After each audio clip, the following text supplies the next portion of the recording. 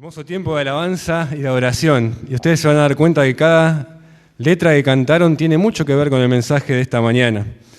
Hoy vamos a hablar de un mensaje de esperanza, un mensaje muy alentador, de esperanza en Jesús.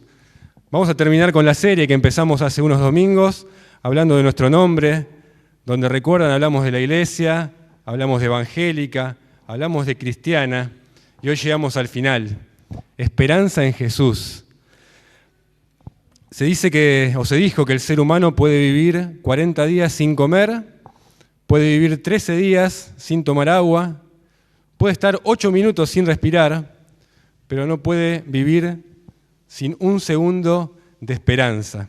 Y si eso es cierto, si esa frase que se dice es verdad, entonces es muy importante que hablemos de la esperanza, porque la esperanza la necesitamos en todo momento para vivir. Cumple un rol muy importante en la vida cristiana, y más en estos tiempos tan difíciles, ¿no? Donde hay tantos reveses económicos, incertidumbres, enfermedades, cuánta enfermedad que hay dando vuelta, ¿no? Cuántas situaciones complejas que vivimos. ¿Cómo no vamos a necesitar esperanza? Pero no solamente se trata de necesitar esperanza, sino de tener una esperanza verdadera. Porque vamos a ver que podemos estar esperando en algo que nos va a defraudar. Entonces nuestra esperanza puede ser una esperanza falsa. Vamos a comenzar respondiendo a algunas preguntas. Y la primera, si vamos a hablar de esperanza, es ¿qué es la esperanza? ¿No es cierto? Y la Biblia a la esperanza la define como esa confianza que el creyente deposita en Dios, sobre lo que Él reveló en su palabra, ¿no es cierto? Y sobre la obra que Dios hace en nuestras vidas a través de Cristo. Definición de esperanza, la confianza que el creyente deposita en Dios. Y vamos a ir viendo que la esperanza tiene distintos ingredientes, ¿no? Hay 3 elementos que componen a la esperanza, que hoy vamos a detallar a cada uno de ellos. El primero es el deseo, el segundo son los objetos o el objeto, y el tercero las expectativas. 3 ingredientes que componen a la esperanza. Todos tenemos el deseo de algo. Todos tenemos un deseo. Vos tenés un deseo en tu corazón, distinto al mío, distinto al de tu hermano. Deseos de que pasen cosas, deseos de que alguien me ame, deseo de conseguir un buen trabajo, un buen empleo, deseos. Muchas cosas deseamos. Pero también hay un objeto. Hay deseos y hay un objeto. ¿En qué o en quién estás esperando que ese deseo se cumpla, que esa cosa pase? El objeto de tu esperanza. Puede ser una persona, puede ser una cosa, pero uno siempre está esperando en algo. Pero también hay expectativas. Tenemos deseos, tenemos un objeto, que esperamos que ese objeto nos cumpla ese deseo, y tenemos expectativas. ¿Cómo? ¿Cuándo? ¿Dónde se va a cumplir todo eso que yo deseo de ese objeto en el que estoy poniendo toda mi esperanza? Expectativas. Y vamos a hablar un poquito acerca de estos 3 ingredientes. Deseos. Y lo podemos ver estos ingredientes también en la Biblia. La Biblia también los menciona. David leyó el Salmo 27:4. ¿Cómo está David acá? Sin habernos puesto de acuerdo, el Salmo 27:4 dice: una cosa yo he deseado del Señor. Una cosa le pedí a Dios. Una cosa yo solo deseo de Dios, dice David. Que esté yo en la casa del Señor todos los días de mi vida para contemplar la hermosura del Señor. David estaba pasando por un periodo de mucha fricción. Él estaba en un momento complicado de su vida. Y él, sin embargo, no dice: yo deseo dinero, yo deseo fama, yo deseo poder militar para poder hacer frente a los enemigos que me están atacando.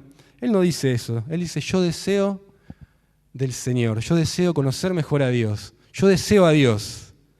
Yo deseo poder estar en su casa todos los días para conocerle más a Él, para aprender más del Señor, para seguir contemplándole como Él es, como Él se reveló en su palabra.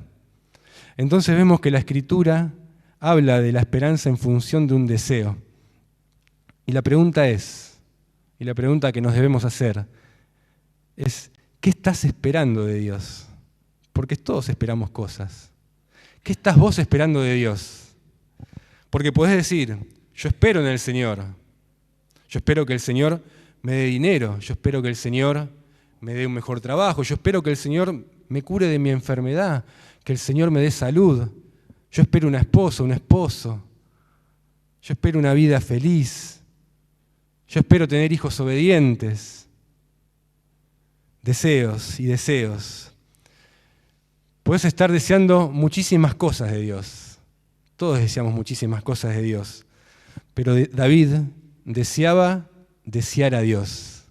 Y esto lo cambia por completo a todo. David deseaba desear a Dios. Contemplar su hermosura. Meditar en su templo y conocerlo más a Él. Ese era el deseo primario de David. Desde ya que seguramente David tenía algunos otros deseos más. Pero él lo primero que deseaba era desear a Dios. Ahora, claro, todos tenemos deseos. Y está bueno tener deseos. Son dados por Dios también. ¿Quién no quiere tener un buen trabajo? ¿Quién no quiere formar una hermosa familia? ¿Quién no quiere tener salud? Todos tenemos deseos. Pero debemos entender que nuestro deseo primario tiene que ser como el deseo de David. Desear a Dios. Conocerle más a Dios. Conocerle más a Él a través de su palabra. Contemplar al Señor y disfrutar de su presencia, de su compañía y conocerle cada día más. Deseos. El segundo ingrediente de la esperanza es o son los objetos. Y el objeto de la esperanza es crucial. Es muy importante que pensemos en esto. Porque vamos a suponer que una persona tiene un matrimonio que no es del todo feliz, ¿no? Que está ahí con su esposa a los tiros y no se siente del todo feliz. Y esa persona puede estar deseando y diciendo, oh Señor, si mi esposo me amara más, yo sería el ser más feliz del mundo. Oh Señor, si mi esposa fuera más compañera, de ayuda, si estuviese pendiente de mí, yo sería el hombre más dichoso del planeta. Y esa persona puede estar esperando solamente en su esposo o en su esposa que cumpla sus expectativas. Y ninguna persona en este mundo puede cumplir tu expectativa. Ninguna persona puede ser el objeto de tu esperanza, porque vas a ser defraudado. En algún momento vas a ser defraudado. Es importante que entendamos que podemos poner nuestra esperanza en una de dos cosas.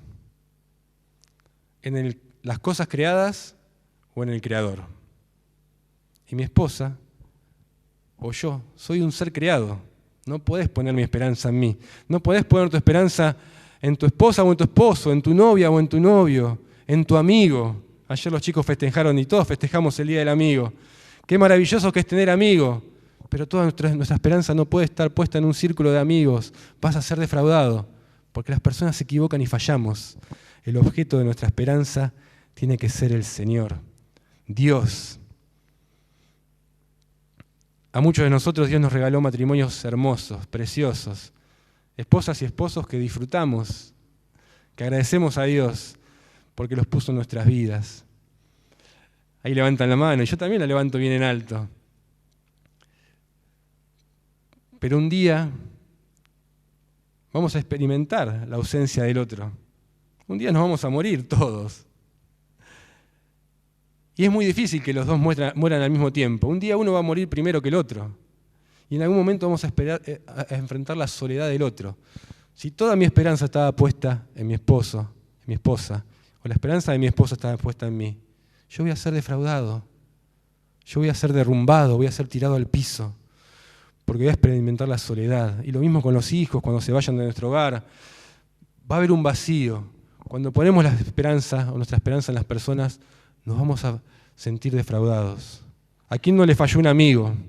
Un amigo fiel de la infancia, que vos lo querías mucho. ¿A quién no le falló? ¿Quién no se sintió traicionado alguna vez por un ser querido?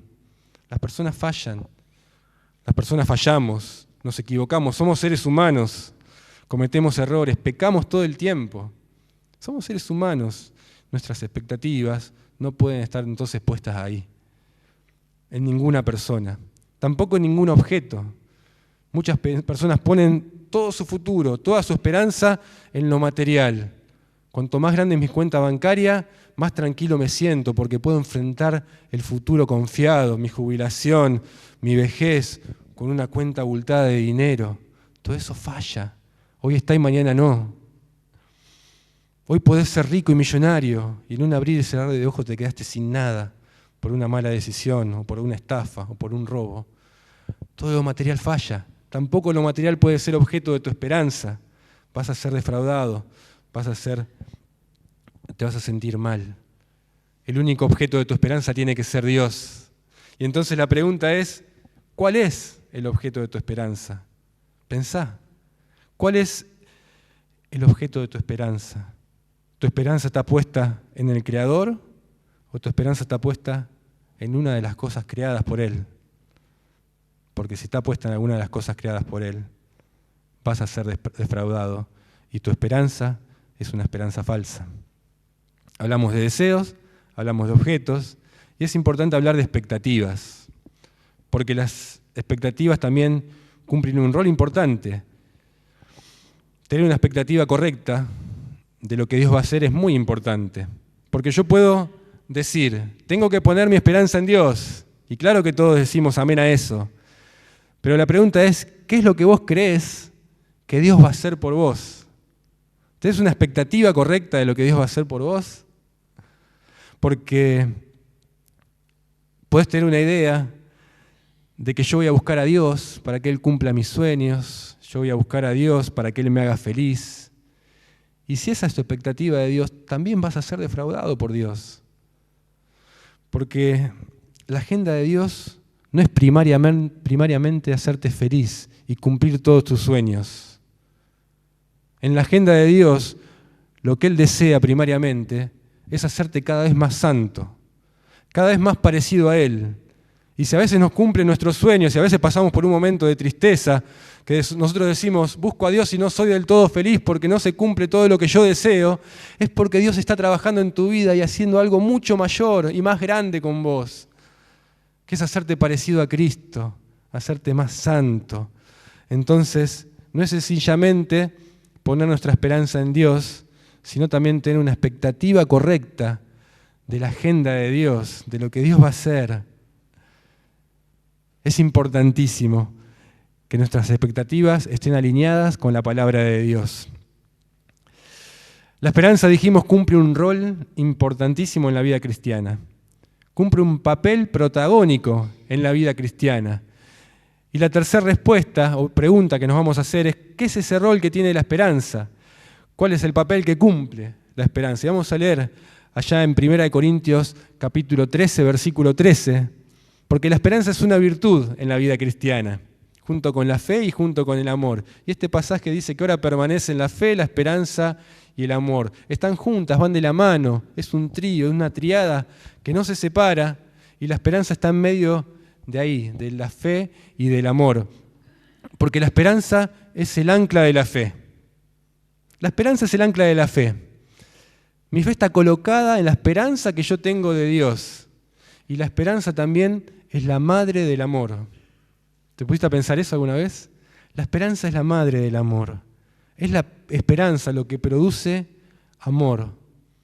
Porque cuando yo no tengo esperanza, cuando estoy desesperanzado, cuando estoy sin confianza en Dios, eso automáticamente produce aislamiento, produce que yo me encierre, produce individualismo, que yo piense solamente en mí, que yo me preocupe solo por mí, porque si no lo hago yo, ¿quién lo va a hacer?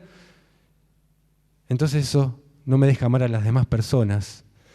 Pero si mi esperanza está puesta en Dios y yo confío y yo sé que Él va a cuidar de mí, aunque me enferme, aunque haya escasez en lo material, inclusive aunque muera, yo estoy confiado y tranquilo y seguro porque sé dónde voy a ir en la presencia del Señor. Esa confianza y esa esperanza que tenemos hace que yo no esté solamente pensando en mí todo el tiempo. Me va a dar la capacidad de mirar al otro y de poder amarlo, poder ayudar al necesitado en sus necesidades, poder estar pensando en el otro, poder estar compartiendo el amor de Dios a los demás, porque yo tengo el ancla firme de la fe, que es mi esperanza, y la esperanza genera amor para poder amar a los otros. Vamos a demostrar esto bíblicamente, porque la palabra también nos habla de esto. Allá en Colosenses capítulo 1, versículo 3, Pablo da gracias a Dios por la iglesia de Colosas. Y da gracias a Dios por tres cosas de esta iglesia que tenía. Dice, damos gracias a Dios, el Padre de nuestro Señor Jesucristo. ¿Por qué? Al oír de la fe. Damos gracias a Dios por esta iglesia, por la fe que tiene. También damos gracias a Dios por el amor, dice, que tienen por los santos. Fe y amor. Y continúa diciendo, a causa de la esperanza reservada para ustedes. ¿Se dan cuenta nuevamente? Fe, amor y esperanza. Pablo está diciendo, ustedes, hermanos de esa iglesia, pusieron su fe en el Señor. Se están amando unos a otros a causa, por la razón de la esperanza que tienen en Dios. La esperanza que ellos tienen en Dios hacía que el amor de ellos fluya y la fe de ellos se robustezca. También vamos a Hebreos 10, capítulo 34. Y acá le está hablando a una iglesia que estaba padeciendo persecución a causa de su fe en Cristo. Una iglesia con problemas, personas con problemas, que estaban siendo perseguidos. Incluso muchos de ellos habían sido encarcelados. Ahora imagínate lo que era visitar a un hermano que estaba ahí preso por su fe en Cristo. Prácticamente te estabas identificando que vos también eras cristiano y te estabas entregando a que pueda haber también persecución sobre vos, sobre tu vida. También puedas ser encarcelado, puedas ser despojado de todos tus bienes. Y ahora escuchá lo que le dice a estos hermanos, ahí en Hebreos 10:34. Porque tuviste compasión de los presos y aceptaste con gozo el despojo de tus bienes, sabiendo que tenés una mejor y más duradera posesión, es decir, una mejor esperanza en los cielos. Esto es fantástico. Otra vez, ¿qué fue lo que movió a estos creyentes a entregarse por entero a servir a su hermano en necesidad? A estar dispuesto a poner en riesgo su propia vida y todos sus bienes. Lo que movió a estos hermanos es que ellos tenían su esperanza puesta en los cielos. Que estaban esperando no en las cosas de este mundo, sino en Dios. Incluso cuando perdieron todo, porque dice que fueron despojados de todos sus bienes, ¿cómo dice que lo perdieron? ¿Con tristeza? ¿Con odio? ¿Con bronca? Con gozo. Con gozo aceptaste el despojo de tus bienes. Ni siquiera dice con resignación. Con gozo, con alegría. Porque ellos tenían su esperanza puesta en los cielos. ¿Qué pasa cuando te falta algo que tenías? Cuando sufriste un robo, cuando chocaste el auto y tenés que poner dinero, cuando te sentís que injustamente te sacaron algo preciado para vos, algo material. Nos da bronca. Estos hermanos aceptaban con gozo esa injusticia porque su esperanza estaba puesta en Dios, no en lo material. Entonces, si es tan importante el papel que cumple la esperanza en la vida cristiana, es importante que respondamos la pregunta número 4. ¿Cómo puedo yo hacer para fortalecer mi esperanza? Porque si la esperanza es importante que tengamos una esperanza robusta. Y vamos a ver dos cosas que nos cuenta ahí el apóstol Pablo en Romanos capítulo 15. Y la primera está en el versículo 4. Después lean todo el capítulo en casa. Dice, porque todo lo que fue escrito para nuestra enseñanza se escribió, a fin de que por medio de la paciencia y del consuelo de las Escrituras tengamos esperanza. ¿Cómo vamos a tener esperanza entonces? Por medio de las Escrituras. Por medio de la palabra de Dios. Porque acá viene de nuevo lo que habíamos hablado al principio acerca de las expectativas. ¿Cómo yo conozco las expectativas de Dios? ¿Cómo conozco su voluntad? ¿Cómo conozco su obrar? Por medio de la palabra de Dios. ¿Cómo sé lo que Dios me prometió para que mi esperanza sea adecuada y correcta? Por la Biblia. Porque yo puedo decir, por ejemplo, yo espero en el Señor que nunca me voy a enfermar. Y Dios no prometió eso a nadie. Si leo la Biblia me voy a dar cuenta que eso no, Dios no lo prometió. Entonces puedo tener una esperanza falsa si no conozco la palabra de Dios. Ahora si yo digo, mi esperanza está puesta en que si yo me enfermo, o que si yo paso por un momento de mucha dificultad en mi vida, yo confío, yo estoy seguro de que Dios va a estar conmigo y me va a acompañar en todo momento con su mano de amor, sosteniéndome, ayudándome.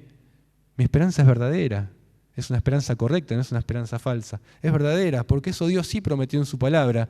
Y Dios nos dice, yo estaré con ustedes todos los días hasta el fin del mundo. Entonces es una esperanza verdadera.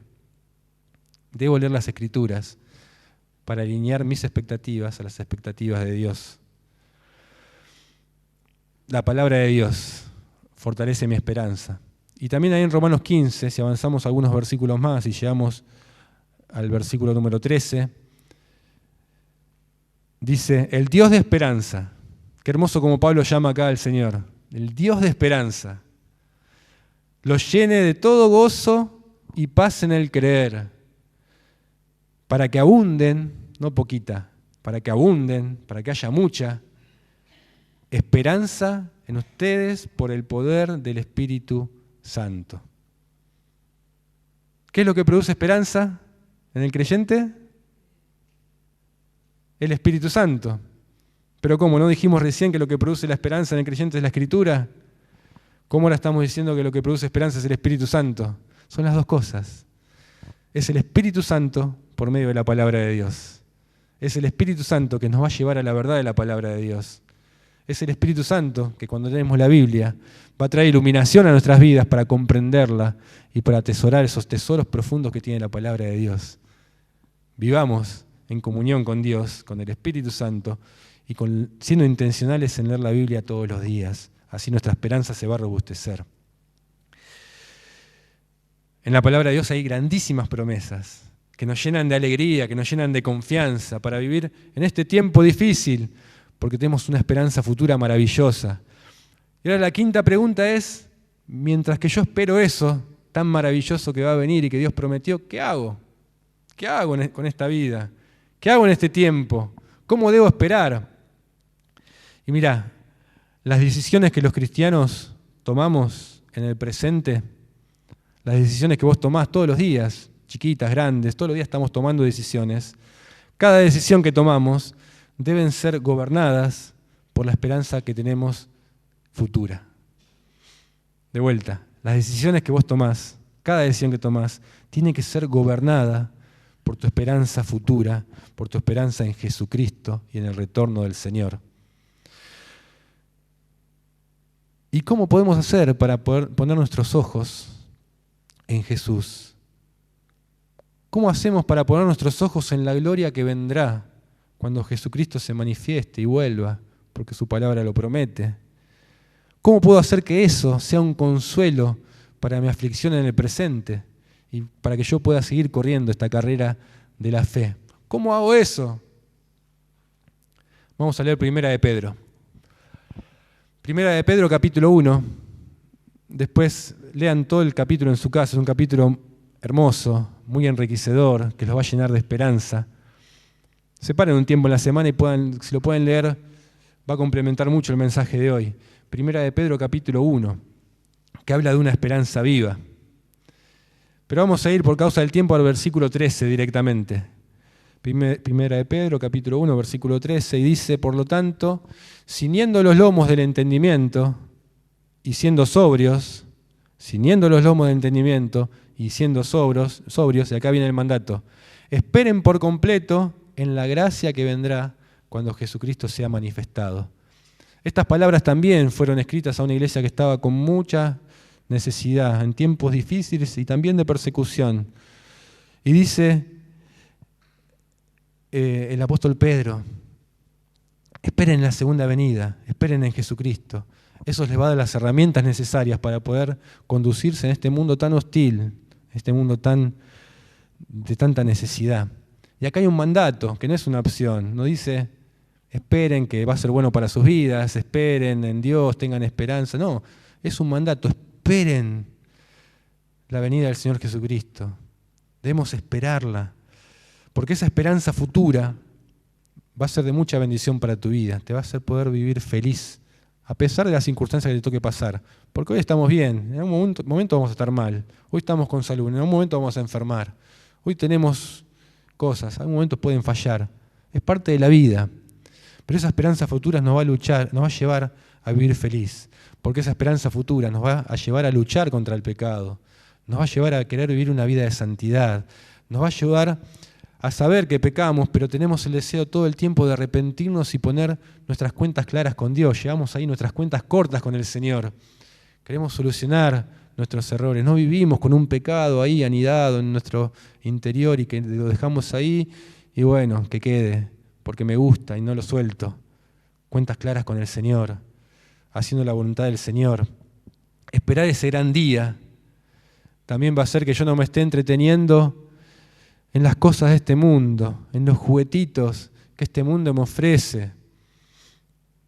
Porque espero algo tan maravilloso, algo tan grandioso y glorioso, que no me voy a enfocar en las ofertas de este mundo caído y temporal, que va a ser destruido. Este mundo va a pasar.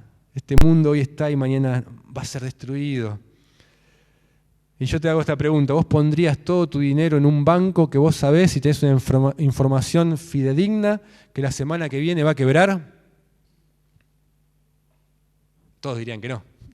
¿Quién va a poner su plata en un banco que va a fundir y se va a quedar con tu dinero? Nadie. Seguro que no. Y la Biblia dice que este mundo es un banco que va a quebrar. Tiene fecha de vencimiento. No la sabemos nosotros, Dios sí la sabe. Pero lo que con seguridad va a quebrar, va a caer y va a ser destruido. Entonces, ¿por qué, como cristianos, invertimos tanto en este banco que va a quebrar y no invertimos en el banco de la fe y en los cielos? Ponemos todos nuestros tesoros en la tierra y no ponemos y hacemos tesoros en los cielos, que permanecen para siempre. Esperar ese gran día, mis queridos hermanos, nos va a hacer mirar con esperanza. Vamos a poder poner nuestros ojos, cuando miramos con los ojos de la fe, ese futuro maravilloso que nos espera. Vamos a poder confiar en las promesas de Dios, que son fieles y verdaderas, y vamos a vivir un presente maravilloso. No debemos vislumbrar el futuro a la luz del presente. Vamos de vuelta. No debemos mirar el futuro a la luz del presente. Y eso es algo que hacemos todos los días y que vos lo haces y te vas a dar cuenta. Porque cuando yo imagino mi futuro a la luz de lo que me está pasando hoy, cuando yo veo mi futuro a la luz de mis problemas que tengo ahora, de mi necesidad, de mi dolor, mi futuro es negro, mi futuro es triste, mi futuro es desalentador, no quiero vivir más. ¿Cuánta gente se suicida porque tiene un presente muy feo y ese presente lo traslada al futuro y va a decir mi vida va a ser siempre igual, mejor la quito para que seguir viviendo tantos años con tanto sufrimiento? Debemos mirar nuestro presente a la luz del futuro. Mirá tu presente a la luz del futuro glorioso que te espera y eso cambia por completo nuestro panorama. Yo debo mirar las cosas que me están pasando hoy, pero con el filtro, con mi esperanza puesta en lo que viene, en ese futuro glorioso que me espera. Porque estoy seguro de que Dios no miente. Dijimos que sus promesas son fieles y verdaderas. Cantamos fidelidad, tu fidelidad, tan segura, tan real. La fidelidad de Dios hace que su palabra se cumpla. Y entonces yo estoy seguro de eso tan maravilloso que me espera. Y aunque mi presente ahora no sea tan bueno, yo lo miro con los ojos de la fe y puedo pasar mis dificultades de otra manera. Es una herramienta importante, mirar nuestro presente a la luz del futuro. Pedro, estamos leyendo 1 Pedro capítulo 1. Pedro, algunos lo mencionan como el apóstol de la fe, de la esperanza, perdón, el apóstol de la esperanza, dice, esperen por completo en la gracia que vendrá sobre ustedes. Esperen por completo en esa gracia, que un día va a venir cuando venga el Señor Jesucristo. Hoy disfrutamos desde ya la gracia y la misericordia de Dios, todos los días se renuevan. Dice la palabra de Dios que sus misericordias son nuevas cada mañana. Son como las olas del mar, ¿no? Que nunca se cansan. Una ola y otra ola y otra ola y podemos estar horas y horas viendo el mar y nunca dejan de llegar olas a la orilla. Así son las misericordias de Dios, incansables como las olas que acarician la arena, que bañan las orillas y llenan de vida. Las misericordias de Dios son como olas que nunca descansan. Una y otra vez bañan nuestras vidas, nos bendicen, nos acarician. olas de gracia y misericordia. Pero cuando Jesucristo venga, cuando ese futuro que Dios promete se manifieste por completo, ya no serán olas de gracia, sino un tsunami de gracia. Abundante gracia con Jesucristo que vendrá y eso esperamos. Por eso Pedro dice, esperen por completo en la gracia que vendrá. Es maravilloso e inimaginable todo lo que el Señor nos va a dar con Cristo en su venida. Ahora la pregunta es, nuevamente, ¿cómo hago en este presente para esperar eso que a veces parece tan lejano y que nunca va a llegar? Ahí en Primera de Pedro nos dice dos cosas que leímos. Ciñendo los lomos del entendimiento y siendo sobrios. Esa es la forma de esperar. El mandato es a esperar. Ahora también Dios nos dice cómo. Ciñendo los lomos del entendimiento y siendo sobrios. Los lomos son la parte de acá atrás, ¿no? De la espalda, ahí por la cintura, ahí arriba de la cadera. Esos son los lomos. En aquellos tiempos las personas usaban túnicas. Los varones usaban túnicas largas que llegaban hasta los tobillos, y cuando ellos estaban ahí tranquilos, con amigos, charlando en la plaza, dejaban que su túnica caiga y cuelgue libremente. Pero cuando ellos se preparaban para el trabajo duro en el campo, inclusive para ir a la guerra, agarraban su túnica, la enrollaban, la ponían entre las piernas, la amarraban con un cinturón de cuero y la convertían en una especie de pantalón. Eso es ceñir la túnica. Ciñendo los lomos del entendimiento estamos hablando. Amarraban con un cinturón de cuero esa túnica para que no esté ahí colgando y sea un problema para poder hacer sus tareas. Lo que Pedro está diciendo acá, cuando nos dice ciñendo los lomos del entendimiento, es que si vos querés esperar por completo en esa gracia que vendrá, si vos querés esperar por completo en Jesucristo, lo primero que tenés que hacer es ceñir, es amarrar tu entendimiento, es amarrar tu pensamiento. Porque nuestra mente tiende a divagar, nuestra mente tiende a irse y llega a lugares que vos decís, ¿cómo llego a pensar en estas cosas? Nuestra mente tiende a volar mucho, soñamos mucho despiertos. El diablo usa nuestras mentes para sembrar dudas, conflictos, problemas, pensamientos equivocados a Dios. Entonces es importante amarrar nuestros pensamientos. Porque si queremos esperar por completo en la segunda venida, tenemos que tener nuestra mente enfocada en Dios. No en otras cosas, no en otras prioridades. Enfocadas nuestras mentes en Dios y en la palabra del Señor.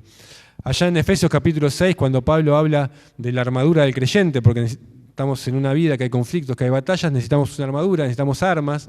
Cuando habla del yelmo de la salvación, una de las armas que nos dice es el cinturón de, ¿se acuerdan? El cinturón de la verdad. Y si dijimos que para amarrar nuestros pensamientos necesitamos un cinturón de cuero, nuestra armadura tenemos ahí disponible el cinturón de la verdad. Con eso vamos a poder amarrar nuestra mente. ¿Y la verdad cuál es? Es la verdad revelada por Dios en su palabra. La Biblia es la verdad. Y a menos que yo no amarre mis pensamientos a la palabra de Dios, no voy a poder esperar por completo en esa gracia. La voy a esperar mal esa gracia, no como Dios quiere que esperemos. Mira, la duda, la incertidumbre de muchos creyentes hoy en día es porque no están anclados en la verdad de la palabra de Dios. No están escudriñando la palabra de Dios. No están leyendo la Biblia. Y eso es un problema, porque no se están apropiando de las promesas que hay en la Biblia. Si vos no estás preparado con la verdad revelada por Dios en su palabra, si vos no estás atenazando las promesas de Dios, especialmente la promesa de la segunda venida, que es la que nos da esperanza, cualquier cosa que te ocurra en esta vida te va a tumbar, te va a tirar al piso, te va a deprimir, vas a caer en un pozo que no vas a poder salir. Cuando vengan conflictos o problemas, no vas a tener con qué luchar, no vas a estar equipado y preparado para las situaciones que te toquen vivir. Y tus emociones se van a ir al piso, porque no estás anclado en la verdad de la palabra de Dios. Por eso, a nuestros lomos del entendimiento tenemos que ceñirlos, amarrarlos con la lectura de la Biblia. Allá el Salmo 1 dice que el hombre bienaventurado es aquel que medita en la ley de Dios de día y de noche. Pero también Pedro nos dice otra cosa, ciñendo los lomos del entendimiento y siendo sobrios. Ahí leímos. ¿Cómo tenemos que esperar? Ciñendo y siendo sobrios. ¿Y qué significa eso? Rápidamente, cuando uno piensa en ser sobrio, pensás en el alcohol, ¿no? Que cambia a las personas de sobrios a ebrios. O en las drogas, que quita la sobriedad y la lucidez de las personas, no nos dejan pensar correctamente. Eso es fácil de identificar, pero mirá, yo creo que no hay una generación tan distraída como nuestra generación, como esta generación. Es la generación más distraída de todas las épocas. Es una generación que está llena de entretenimiento y llena de distracciones. Abundan por donde vos vayas y mires. Tenemos muchas cosas que nos llaman la atención y que no nos dejan estar enfocados en Dios. Empezando, mira, yo no lo traje, pero empezando por el celular. Siendo sobrios, dice Pedro. El celular nos saca la sobriedad, nos adormece, destruye relaciones, no nos deja relacionarnos bien con los demás. Estamos, parece, somnolientos con el celular, embobecidos con el celular. Hay personas que si no tienen el celular se vuelven nerviosas, les falta algo. Se levantan, lo primero que hacen es ver el celular, lo último que hacen cuando se acuestan es ver el celular. Se vuelven antisociables. Y eso es un mal que nos afecta a todos. A mí me afecta, a mi familia pasan estas cosas también. El problema es con esto, que si pasamos horas y horas viendo el celular, navegando, viendo Facebook, viendo TikTok y viendo YouTube, y un video nos lleva a otro video y a otro video y a otro video, y no hay límites, y horas con el celular, ¿cómo vas a poder estar enfocado en lo que realmente tiene valor? Es imposible, no se puede. Pedro no sabía nada de celulares, no había celulares en esa época. Sin embargo nos dice, si quieren esperar por completo en esa gracia maravillosa, la forma es ciñendo tu mente con la palabra de Dios y segundo, siendo sobrios. Está atento, está despierto, lúcido. Los dispositivos nos están dominando y eso es un problema. Nosotros tenemos que ser amos del celular y de los dispositivos, pero no pasa eso, nos están dominando. Y por más que queramos, no podemos salir de ahí. Hoy hasta la Biblia la leemos en el celular. Y está bueno porque tenemos un montón de versiones, comentarios.